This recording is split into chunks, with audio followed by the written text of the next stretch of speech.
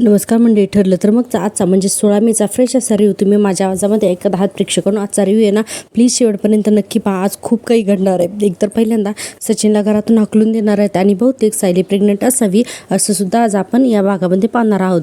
तर सुरुवातीला पाहतोय की अर्जुन बाळाला बेडवरती कडेला ठेवतो आणि उशी आणायला जातो. इतक्यातच हे सगळं सायली बघते आणि पळत जाऊन बाळाला ना पटकन पकडते आणि म्हणते, अहो हे काय, तुमचं लक्ष कुठे आहे? सायली म्हणते, तू पडला असता तर अर्जुन आता पप्पू करायला लागतो. हा, सायली म्हणते, मुळात बाळाला ना असं कडेवरती कोण जपवतं? मी तुम्हाला सांगितलं होतं ना की दोन्ही बाजूने उशा लावा म्हणून. एवढी साधी गोष्ट कळत नाही का हो तुम्हाला? असं सायली म्हणत असते. अर्जुन म्हणतो, बाळाला काही झालं नाहीये ना? तो ठीक आहे ना? सायली म्हणते, हो, तो त्याला काही झालेलं नाहीये, पण यापुढे ना काळजी घ्या हं, असं बाळाला कडेवरती झोपवू नका. अर्जुन म्हणतो, बघ मी तुला अगोदर सांगितलं होतं ना ग सायली, मला ना ही रिस्पॉन्सिबिलिटी नाही जमणार म्हणून, नाही झेपणार, पण तरी सुद्धा तू ना खाली गेलीस. अगं इतक्या लहान बाळाला मी कधीच सांभाळू शकणार नाहीये ग. सायली म्हणते, हे बघा असं काही नाही आहे, या गोष्टींची ना सवय व्हायला लागते. अर्जुन म्हणतो, मला ही असली सवय बिवय ना लावूनच घ्यायची नाही आहे. आणि आत्ता जर काय बाळाला काही झालं असतं तर अरे मी अस्मिताईला काय उत्तर दिलं असतं, असं अर्जुन म्हणतो. अर्जुन खरंच खूप घाबरतो. हा, आणि आता अर्जुन म्हणतो, माझ्यामुळे काही झालं असतं तर? सायली म्हणते, या बरं तुम्ही इकडे या, इथे या आणि इथे बसा, असं म्हणून सायली आता अर्जुनला बोलवते आणि बेडवरती बसवते. आता बघा, सायली खूप छान अर्जुनला समजावून सांगते. आता अर्जुनला बेडवरती बसवते आणि आता त्याच्या हातामध्ये ना बाळाला देते आणि म्हणते, हे घ्या बाळाला, म्हणून अर्जुनच्या ना मांडीवरती बाळाला देते. आता अर्जुन त्या बाळाशी खेळवायला लागतो. सायली म्हणते, हे बघा. अर्जुन म्हणतो की अगं हे बघ ना कसा करतोय. सायली म्हणत असते, काही करू नका, या बाळाचे एवढीशा ना डोळ्यांकडे बघा. आणि म्हणते, हे बघा, त्याचे ना चिमुकली हात आहेत ना, तुम्ही त्याच्याकडे बघा आणि मग बाळ सांभाळण्याची भीती कधी निघून जाईल ना, ती ना तुम्हाला सुद्धा कळणार नाही. तुम्ही ना ही मनातल्या मनात आहे ना ही अशी भीती ना खोडून टाका की तुम्हाला बाळ सांभाळायला कधीच जमणार नाही म्हणून, आणि त्या भीतीमुळेच तुम्हाला असं होतंय. पण एकदा का बाळ मांडीत आलं ना की मग सगळं काही आपोआप जमेल तुम्हाला, असं सायली ना खूप अर्जुनला छान असं समजावून सांगते. पण अर्जुनच्या काही ती लक्षातच येत नाही. आता सायली बाळाची ना दुधाची बाटली अर्जुनच्या हातात देते आणि म्हणते, हे घ्या, त्याला दूध पाजा म्हणून. पण अर्जुनला आता तेही नको असं वाटतं करायला, कारण अर्जुन एवढा घाबरलेला असतो ना, त्याला भीती बसलेली असते की बाळ पडते की काय म्हणून. पण तसं काही झालेलं नसतं. सायली मनात म्हणते, नशीब यांनी बाळाला मांडीवर तरी घेतलं नाही तर यांच्या मनात कायमचं बाळाबद्दल ना भीतीच बसली असते, असं सायली म्हणत असते. आणि अर्जुन मनातल्या मनात म्हणतो की बायको, तू कितीही प्रयत्न कर तरीही ना माझी या बाळाला सांभाळण्याची भीती ना जाणारच नाहीये आणि मी अशा कोणत्याही रिस्पॉन्सिबिलिटीना साठी तयार नाहीये आणि हेच खरं, असं अर्जुन म्हणत असतो.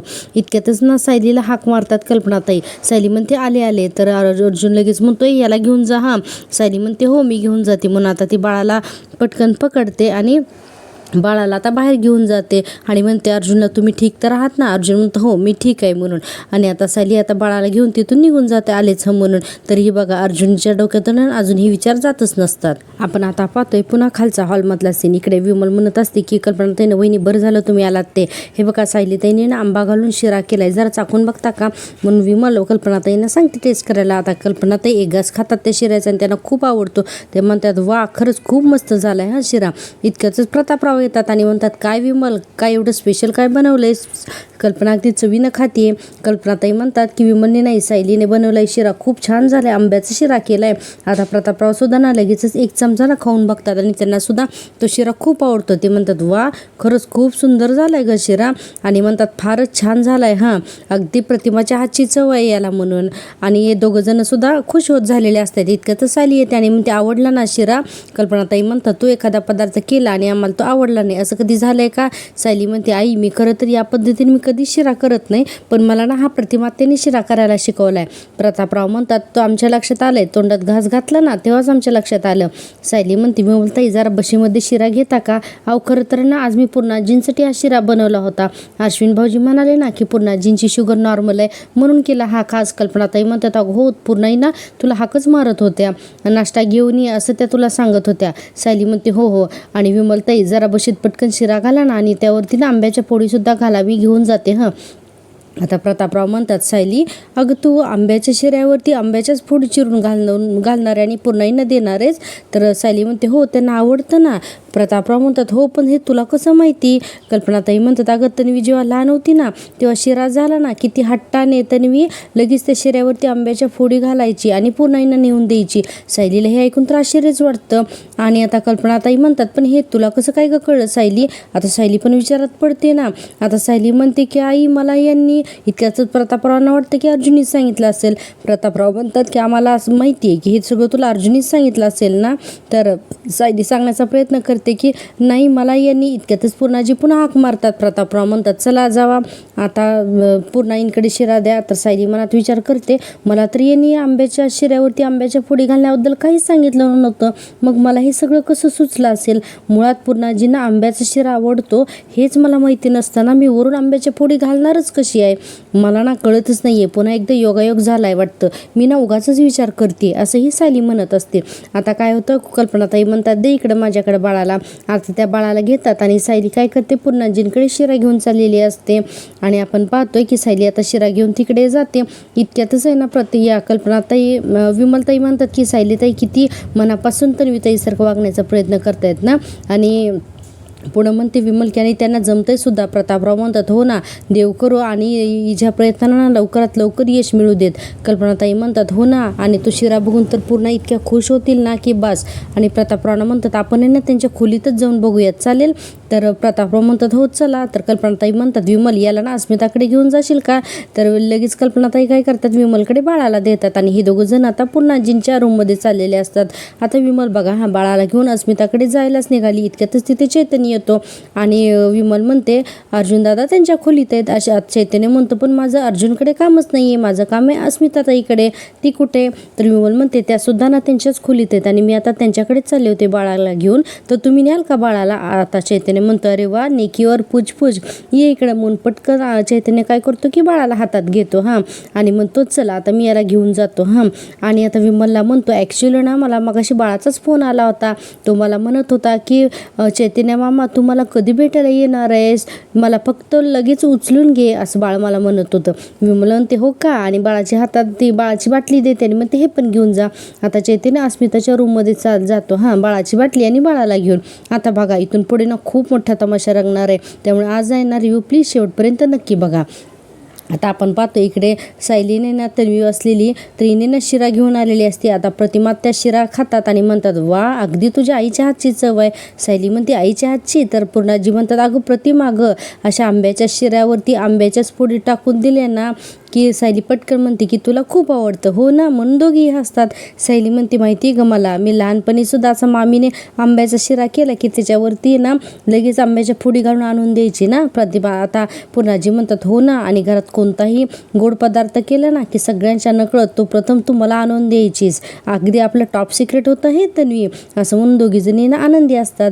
आता बघा सायली ना मनातच विचार करते आणि म्हणते की मला माहिती नाही आहे पूर्णाजी की तुमच्यासमोर हे तन्वी असल्याचं जे नाटक करते ना त्यामुळे तुम्हाला बरं वाटेल की नाही म्हणून. पण मी जे काही करते ना तर ते ना अगदी मनापासून करते. आणि म्हणते आता पूर्णाजी म्हणतात की आता माझ्या मनासारखा शिरा केलास तू. आता त्याबद्दल तुला काय गिफ्ट हवं आहे सांग बरं मला.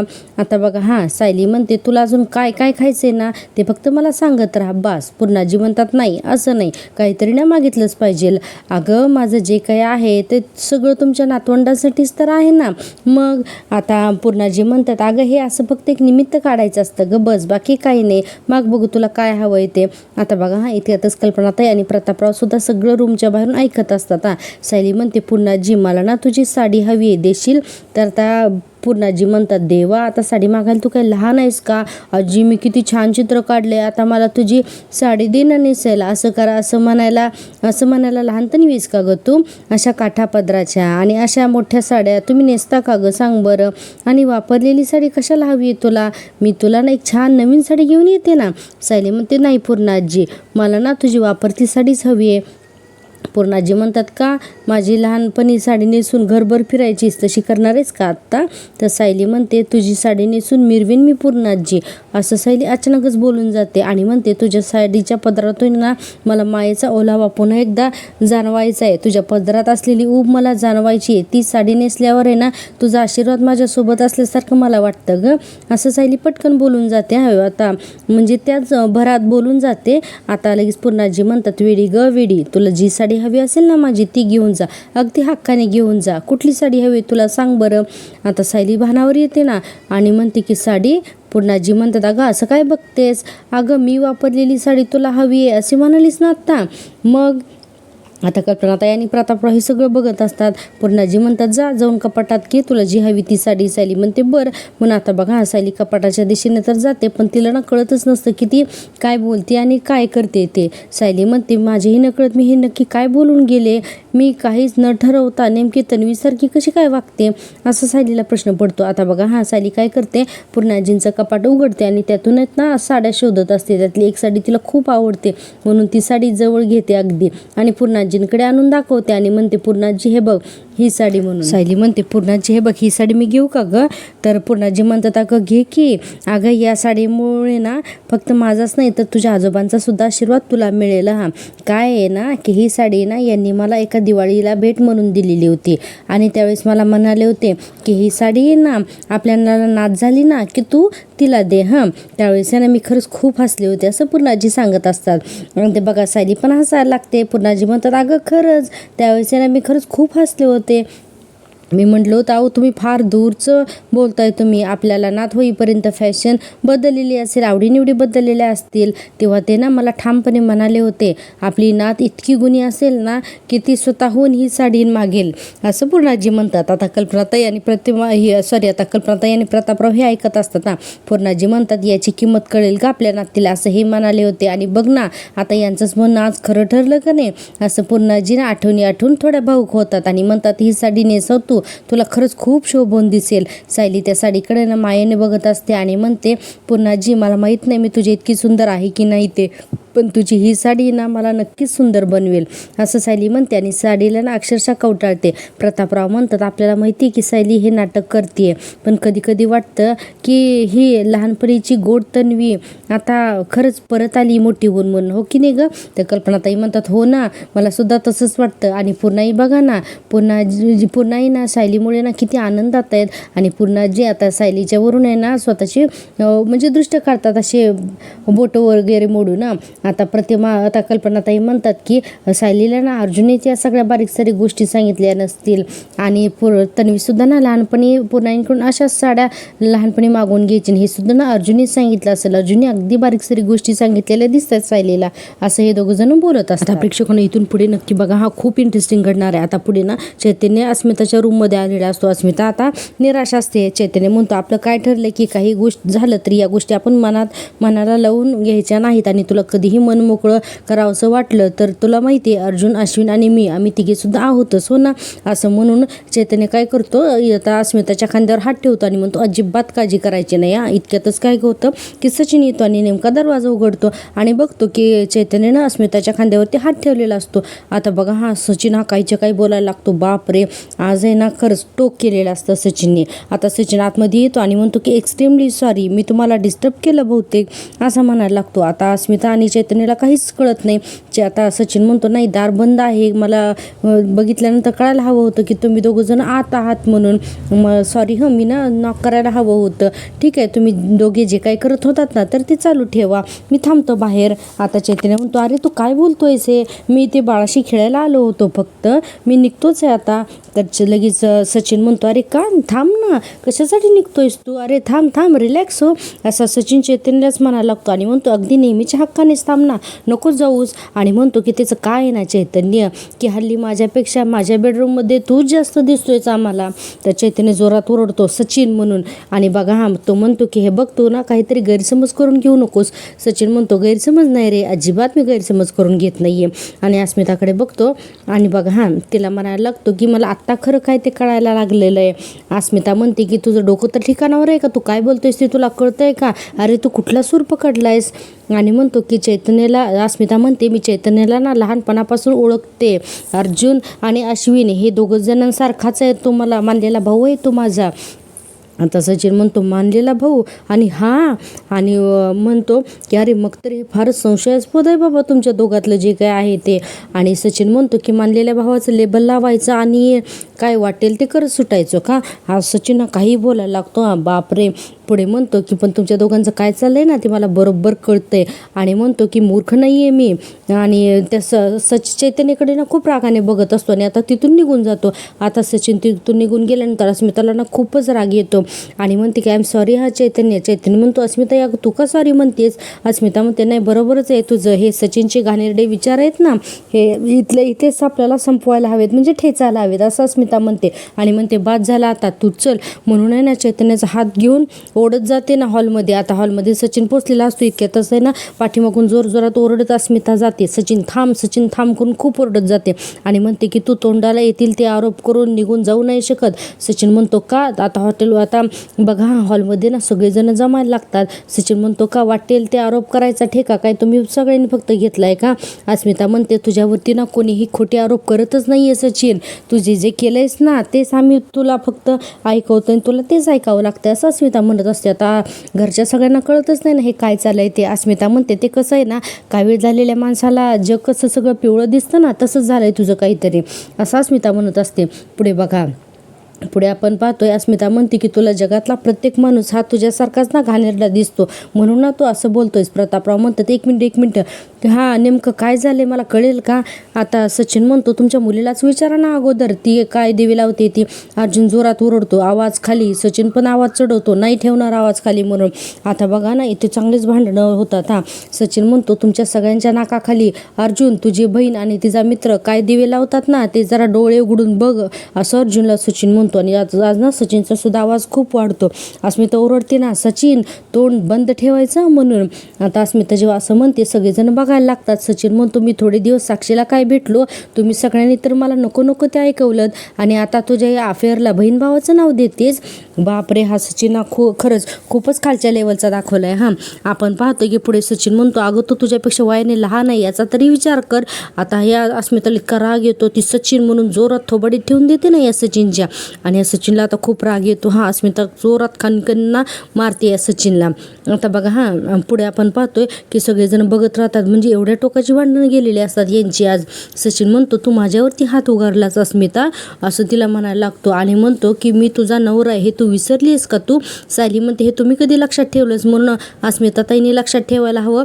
अस्मिता म्हणते आणि म्हणूनच तर नवऱ्याचा अधिकार दाखवतोय हा असले घाणेरडे संशय घेतोय माझ्यावरती अस्मिता म्हणते.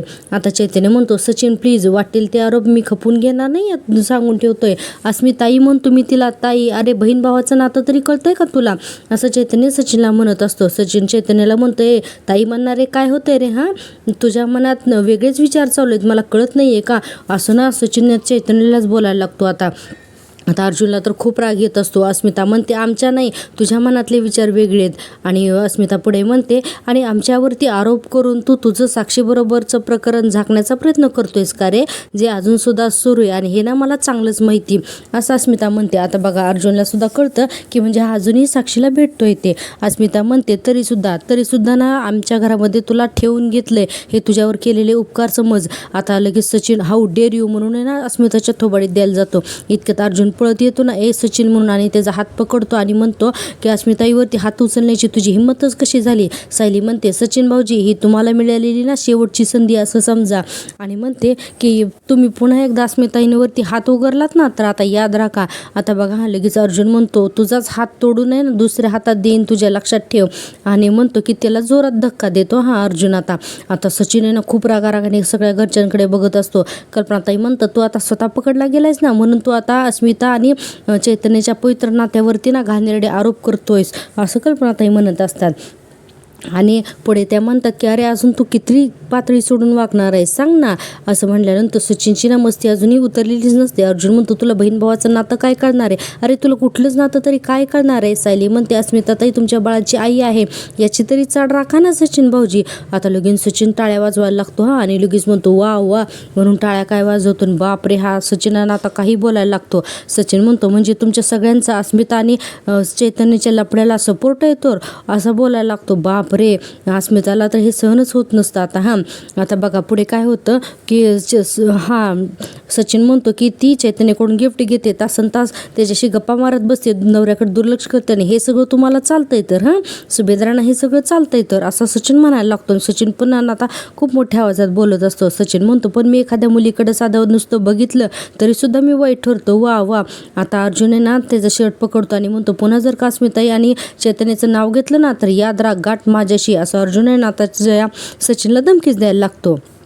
आता बघा पुढे काय करतो, अर्जुनला सुद्धा ना असं झिडकारतो सचिन आणि म्हणते कोणाला धमकी देतोयस रे तू, चल मी नाही घाबरत कोणाला, असं सचिन आहे ना आता त्याला ओव्हर कॉन्फिडन्स आलेला असतो आणि म्हणतो माझा ना तुमच्या कोणाशीच काहीच संबंध नाही आहे. आता अस्मिता तर बघतच राहते. आज सचिन काही बोलत असतो. पुढे म्हणतो अस्मिताशी संबंध होता माझा, पण कोणास ठाऊक ते बाळ तरी माझं आहे की नाही म्हणून असं म्हणायला लागतो. अर्जुनला तर इतका राग येत असतो ना की बस आता अर्जुन त्याला मारायला जाणार. इतक्यातच बघा सगळ्यांना तर खूप मोठा शॉक बसलेलाच असतो. अस्मिता पुढे येते आणि आणखीन एक थोबाडी देते सचिनची आणि म्हणते की हे बोलताना तुला लाज कशी काय वाटली नाही रे सचिन, असंही अस्मिता म्हणत असते.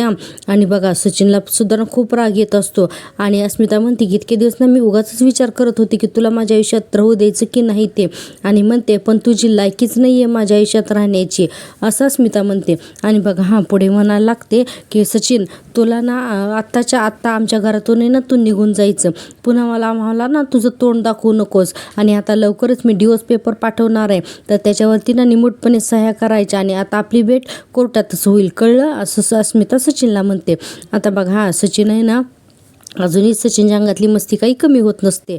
अर्जुन म्हणतो हेच तर अस्मिताई मी तुला केव्हापासून सांगत होतो की लवकरात लवकर याला डिवोर्स दे म्हणून. तर अस्मिता म्हणते अर्जुन निर्णय घ्यायला थोडा उशीर झालाच आहे मला, पण हरकत नाही, पण आता माझा निर्णय नाही बदलणार, असं अस्मिता म्हणते. आणि या सचिनकडे खूप रागाने बघत असते. सायली म्हणते अगदी योग्य बोलताय तुम्ही अस्मिताताई. प्रतापराव म्हणतात सचिन तुला कळत नाही आहे का, तुला आम्ही सांगतोय ना इथून निघ म्हणून, चल निघ इथून, असं प्रतापराव म्हणतात. आणि पुढे बोलतात की तुझे कपडे वगैरे काही तर राहिले असतील ना तर नंतर कपडे बॅग भरून पाठवतो आम्ही, चल निघ, आणि परत आहे ना इथे येऊ नकोस, आम्हाला तोंडसुद्धा दाखवू नकोस. अर्जुन म्हणतो सचिन नाही मी तुला अस्मिता आणि चैतन्याच्या पाया पडून माफी मागायला लावली ना तर नावाचा ॲडव्होकेट अर्जुन सुभेदार नाही म्हणून. आता अर्जुन पण ना त्याला चांगलाच दम भरतो. अस्मिता म्हणते याला ना प्रियासारखं लाथाबुक्क्याने चांगलं तुडवून बाहेर काढायला पाहिजे आता. कल्पनाताई म्हणतात सचिन तशी वेळ आहे ना येऊ देऊ नकोस, आणि तुझ्यामध्ये जर थोडी जरी लाज असेल ना शिल्लक तर स्वतः निघून जाशील. सचिन ओरडतो जातोच आहे, मलाच तुमच्या घरामध्ये ना थांबायची हौस नाही आहे आता अजिबात, असं सचिन म्हणायला लागतो. आणि पुढे म्हणतो की तुम्ही सगळेजण माझ्याशी जे काही वागलात ना त्याचा पश्चाताप करण्याची वेळ येईल तुमच्यावर. अस्मिता लगेच मांडवलं होत असते येऊ दे म्हणून. अस्मिता सचिन म्हणतो नाही तुम्हाला सगळ्यांची अब्रू वेशीवर टांगली ना तर नाव सचिन लावणार नाही म्हणून उलट सुभेदारांनाच धमकी देऊन तिथून निघून जातो बघा. आणि आता अर्जुन म्हणत चल निघ इथून म्हणून आता सचिन तिथून निघून जातो. आणि अस्मिताला इतकं वाईट वाटत असतं सचिन निघून गेल्यानंतर. आता बघा अस्मिताला खूप टेन्शन येतं. आता अर्जुन तिला ना अस्मिता ये सोप्यावर बस म्हणून बसवतो. अस्मिता म्हणते स्वतःची चूक झाकण्यासाठी आमच्यावर इतके घाणेरडे आरोप केलेत ना सचिनने, आणि म्हणते की शी किती घाणेरडे आरोप होते ही त्याचे. सायली म्हणते ते फक्त ना निमित्त शोधत होते, तुम्हाला दोषी ठरवून त्यांना ना इथून निघून जायचं होतं. आता चैतन्य म्हणतो अरे मी फक्त अस्मिताला आधार देण्याचा प्रयत्न करत होतो तर त्याचा हा अर्थ असा काढेल हे मला माहिती सुद्धा नव्हतं, असं चैतन्य म्हणत असतो. आता बघा चैतन्याला सुद्धा ना अर्जुन त्याच्या खांद्यावरती हात ठेवतो आणि म्हणतो विसरून जा म्हणून.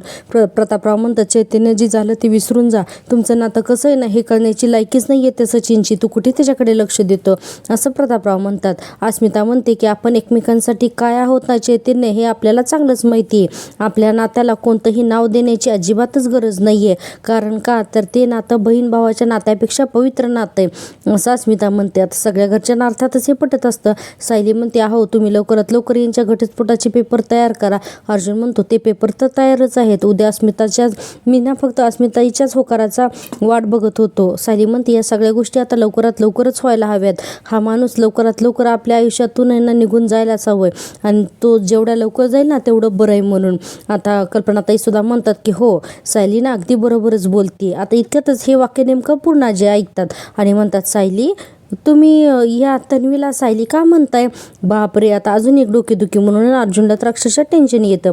आता बघा, जेव्हा पूर्णाजी म्हणतात ना की तुम्ही तन्वीला सायली का म्हणताय आणि तुम्ही माझ्याशी अशी खेळ का खेळताय, तुम्हाला मी किती वेळा सांगायचे की ही तन्वी आहे, सायली नाही आहे. मला एकच गोष्ट 1000 वेळा सांगायला आवडत नाही, हे तुम्हाला माहिती ना, तरी तुम्ही पुन्हा पुन्हा असं का वागताय म्हणून पूर्णाजी बोलायला लागतात. बापरे, घरात एक टेन्शन चालू असतं आणि त्यातून पूर्णाजींचं हे दुसरं टेन्शन.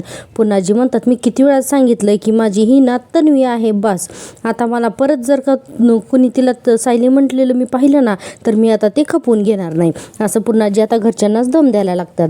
आता सगळेजण शांत बसतात. पूर्णाजीला कुणीच उत्तर देत नाही. आता सायली लगेचच पूर्णाजीच्या गळ्यात पडते आणि म्हणते, पूर्णाजी अगं मी तुझीच तर तन्वी आहे आणि तुला माहिती आहे का, आणि मामी ना मला सायली अशी हाक मारत नव्हती, उलट ना मामी सांगत होती ग सायलीबद्दल, ती बोलत होती, बाकी काहीच नाही, असं म्हणून सायली बाजू सावरून घेते.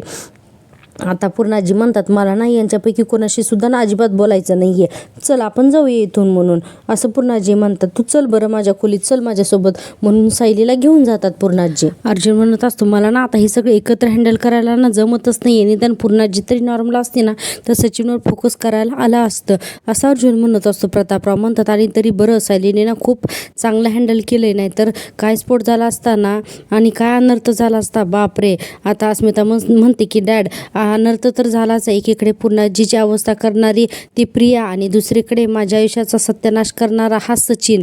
आणि अस्मिता म्हणते, डॅड ही अशी माणसं आपल्याच आयुष्यामध्ये काय येतात तो, असं अस्मिता म्हणते. आता बघा, सगळ्यांना खरंच खूप टेन्शन आलेलं असतं, काय घडतंय ना सुभेदारांच्या घरामध्ये, बापरे. आता बघा पुढे आपण पाहतोय पुढचा सीन. पूर्णाजी म्हणत असतात, सायलीचं बरोबर आहे, हे म्हणताना ना कल्पना तुझ्याकडेच बघत होती, तुलाच सायली समजत होती. सायली म्हणते, अगं नाही ग पूर्णाजी, अगं खरंच ती सायलीबद्दलच बोलत होती, आणि काय ग, चुकून जर का कुणी मला सायली म्हटलं तर एवढं काय बिघडतंय ग, अगं सायली कशी सगळ्यांच्या अवतीभोवती फिरत असते ना, म्हणून बरेचदा मामा मामी तिला तन्वी म्हणून हाक मारतात आणि मला सायली म्हणतात. अगं तुझा नाही का नावामध्ये गोंधळ उडतो, अगं तसंच आहे, एवढं कुठं बिघडतंय. पण पूर्णाजी म्हणतात, अगं पण मला ना तुझ्या बाबतीत गोंधळ व्हायला नकोय, त्या अपघातानंतर इतकी वर्ष तू आमच्यापासून दूर राहिली होतीस, मी तुझी ना किती वाट पाहिली होती, तू लवकर परत यावंस म्हणून उपास तापास केली, मी किती नवसं केली, व्रतवैकल्य केले, आता तू आलीस ना तर आता ना मला परत तुला गमवायचं नाही आहे ग तन्वी. आणि आता इकडे आपण पाहतोय लगेचच आहे ना विमल म्हणत असते, अस्मिता तर याहून नका ना रडू इतकं, त्यामुळे ना तुम्हालाच त्रास होईल.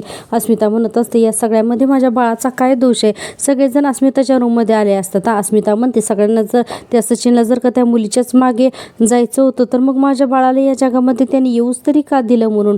चैतन्य म्हणतो, या सगळ्याला ना मी जबाबदार आहे, आणि स्वतःवरतीच दोष घेऊन चैतन्य रिग्रेट करत असतो. म्हणतो, मी थोडा तरी विचार करायला हवा होता की आपलं नातं इतकं पवित्र असताना सुद्धा सचिनला त्रास होणारच म्हणून.